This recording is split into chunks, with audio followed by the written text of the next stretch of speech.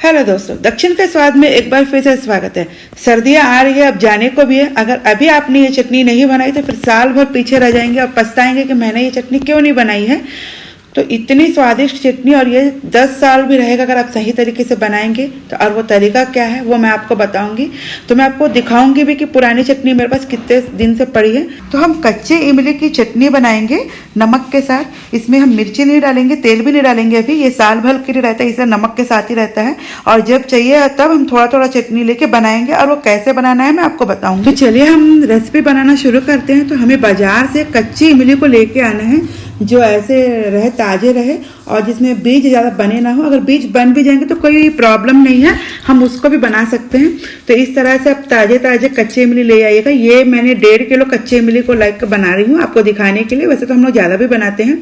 और इसमें एक नरम आ गया तो मैंने खा लिया है। बहुत ही खट्टा है और इस तरह से छिलका भी आ जाता है। कोई कोई छिलके से निकाल के बनाता है और कोई छिलके के साथ बनाता है। तो मैं आपको छिलके के साथ का ही दिखाऊंगी अभी। वो इसलिए कि छिलका निकाल के बनाने वाले के लिए ना अभी इमली को और तैयार होना है, तो इसलिए मैंने अभी छिलके वाली दिखाई है। अगर आप चैनल पर नए हैं तो मेरे चैनल को लाइक शेयर सब्सक्राइब जरूर करिएगा और बेल आइकन पर प्रेस कर दीजिएगा, ताकि आने वाले नए अपडेट सबसे पहले आपको ही आ सके। तो हमने उसके डंठल को तोड़ लिया है और उसको हम पानी से अच्छे से धो लेंगे, क्योंकि ना इसमें बहुत कचरा रहता है जब मार्केट से आता है। और जब हम साल भर के लिए 2-2 साल के लिए हम उसको प्रिजर्व कर रहे हैं तो हमें साफ़ सुथरा ही बनाना चाहिए, नहीं तो फिर ख़राब जाता है। तो मैंने पानी में अच्छे से धो लिया है और उसके बाद हम उसको एक छन्नी में निकाल लेंगे, टोकनी में। जो मेरे पास स्टील की टोकनी है ना, तो मैं उसमें निकाल लूँगी। प्रोसेस थोड़ा लॉन्ग है, पर आप इसको बनाएंगे ना तो इसका रिजल्ट बहुत ही अच्छा आता है। बना के रखेंगे तो सालों साल खा सकते हैं अगर ज़्यादा बनाएंगे तो दोस्तों देखिए, हमने उसको ओखली में, यानी मेरा बड़ा वाला पत्थर का ओखली बाहर रहता है आंगन में, तो मैं वहीं पर उसको बना रही हूँ। क्योंकि ऐसी चटनियाँ ना ओखली में अच्छी बनती है। मिक्सी में भी बना सकते हैं, तो पर मेरे पास ये था तो मैं इसमें बना रही हूँ। पहले हम इसको धीरे धीरे कूट लेंगे। अभी मैंने इसमें कुछ भी नहीं डाला। अभी अब इसमें हम नमक डाल रहे हैं, सी सॉल्ट डाल रहे हैं। मैंने 1.5 किलो के लिए एक छोटा ग्लास लिया, थोड़ा हम कम ही डालेंगे। और समुद्री नमक ऐसे ही सॉल्ट से प्रिजर्वेटिव बहुत अच्छा बनता है और सालों साल रहता है। कहाँ मिलेगा? तो हर ग्रोसरी शॉप में ऑनलाइन में मिलता है।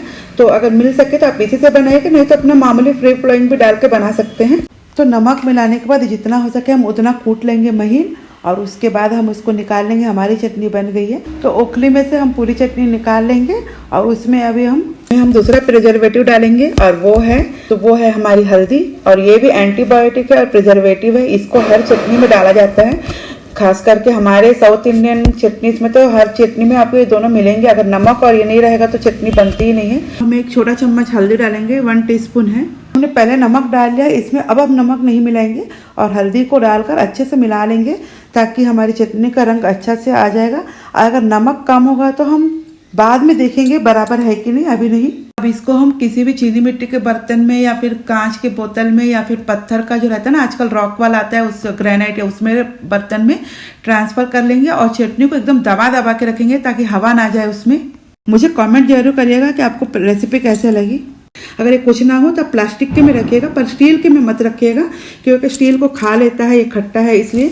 और इसको अभी नीचे एक थाली रखकर उसके ऊपर मैं इस पॉट को रखी, क्योंकि अगर कहीं पानी निकलेगा तो थाली में कलेक्ट होगा। बस सिलिकॉन का ढक्कन था तो मैंने उसको रखा। ये मेरा टेबल मैट है तो मैंने इस तरह से यूज किया है। आपके पास जो भी होगा उसको रख के उसके ऊपर स्टील का प्लेट रखिएगा, नहीं तो ना खराब हो जाता है। दोस्तों हमारी इमली की चटनी 2 दिन बाद इस तरह से दिखेगी। अब दूसरे स्टेप में हम एक बार इस चटनी को एक बीज निकाल के दबा के देखेंगे। अगर वो बीज बाहर आ जा रहा है तो हमारी चटनी तैयार है। आगे प्रोसेस के लिए देखिए, हमारी चटनी एकदम नरम हो गई है और बीज को हम दबाने से बीज बाहर आ रहा है। तो इतना नरम होना चाहिए, यानी जिस दिन पीसे हैं उस दिन को छोड़ के उसके दूसरे दिन, यानी अगर सोमवार को आप चटनी बना रहे हैं तो बुधवार को ये बीज निकालना है। तो अब हम दोपहर का टाइम पास करेंगे मज़ेदार काम करते हुए। तो वो ये है कि अभी इसकी चटनी की जो ना, अभी हमने जो कूट के रखा था ना 3 दिन बाद का, उसमें से हम उसका बीज और रेशा निकालना है, अभी बाकी है। तो ये निकालेंगे तो ही चटनी का सेकंड स्टेप कंप्लीट होगा। और वो बीज और रेशा क्यों निकालते हैं ना, बीज रहने से चटनी कड़वी हो जाती है और रेशे खाते समय मुंह में आने से अच्छा नहीं लगता है। तो ये वाला मम्मी निकाल रही है, मम्मी आई थी तो मम्मी निकाल रही मेरे को हेल्प करने के लिए। तो इस तरह से घर में अगर कोई बड़े रहते हैं ना तो बहुत हेल्प करते हैं ऐसे चटनियाँ बनाते समय। और सर्दियों में हमारे यहाँ बहुत, जैसे सर्दियाँ जाके गर्मियाँ आनी शुरू होती है ना, तो इस तरह की बहुत सारी चटनी बनती है, आंवले की, इसकी, कहते की। तो मैं एक के बाद एक दिखाऊंगी, आपको बहुत पसंद आएगा। और अगर साउथ इंडियन डिशेस आपको पसंद है तो आप इन सबको थोड़ा थोड़ा बना के जरूर रखिएगा। मैं बीच बीच में आपको इनकी रेसिपीज भी बताते रहूँगी, तो फिर आपको ढूंढने की जरूरत नहीं पड़ेगी। तो देखिए दोस्तों, मैंने 1.5 किलो इमली को निकाला था ना, तो उसमें से हमारे कम से कम इतने सारे बीज आए हैं। अब जो निकला हुआ पल्प है ना, बीज को निकालने के बाद बचा हुआ पल्प है, इसको अभी हम मिक्सी में पीसेंगे। तो मैंने इसको एकदम महीन, अब काजल के समान पीसेंगे। तो देखिए हमारा मिक्सी में एकदम महीन पीस गया है, और देखिए कितना सुंदर कलर आया है ना।